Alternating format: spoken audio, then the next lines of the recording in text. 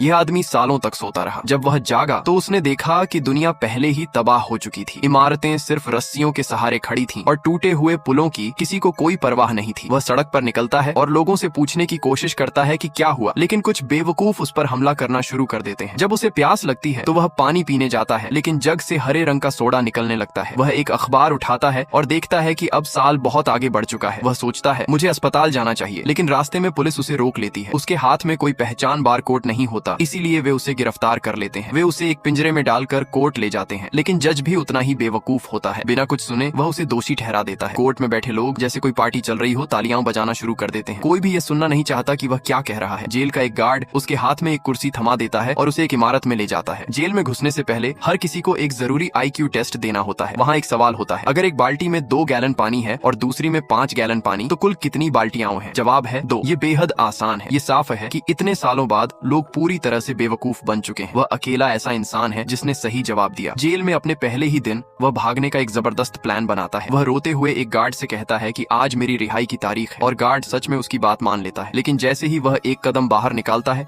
उसे फिर से पकड़ लिया जाता है। इस बार उसे प्रेसिडेंट के सामने ले जाया जाता है। प्रेसिडेंट उसकी होशियारी का इम्तिहान देखकर हैरान और दंग रह जाते हैं। उन्होंने उसे सेक्रेटरी ऑफ द इंटीरियर बना दिया। उसका काम यह पता लगाना है कि खेतों में खेती क्यों नहीं हो पा रही है। वह मान जाता है। जब वह खेतों में पहुंचता है तो स्प्रिंकलर चालू होते हैं, लेकिन पानी के बजाय उनमें से सोडा निकल रहा होता है। पता चलता है कि लोगों को लगता है कि सोडा साफ होता है और पानी का इस्तेमाल सिर्फ टॉयलेट में फ्लश करने के लिए किया जाता है। इसी वजह से खेतों में फसल नहीं उग रही थी। वह एक हाथ में सोडा और दूसरे हाथ में पानी लेकर झूठ बोलता है और कहता है कि वह पौधों से बात कर सकता है। वह सबको बताता है कि पौधे कह रहे हैं कि उन्हें पानी चाहिए। ये तरकीब काम कर जाती है। प्रेसिडेंट उसकी बात मान लेते हैं और पूरा सिस्टम पानी पर बदल दिया जाता है। लेकिन 1 महीने बाद भी जमीन बंजर ही रहती है। एक सुबह उसके घर के बाहर हजारों लोग जमा हो जाते हैं, क्योंकि उसने खेतों में पानी डालने का सुझाव दिया था। सोडा की बिक्री गिर गई थी और लाखों लोगों की नौकरियां चली गई थी। हर कोई उसे ही दोषी ठहराता है। सज्जा के तौर पर प्रेसिडेंट उसे एक अखाड़े में भेज देते हैं, जहां उसे हथियार उठाकर 2 विशाल कारों से लड़ना होता है। लेकिन तभी स्क्रीन पर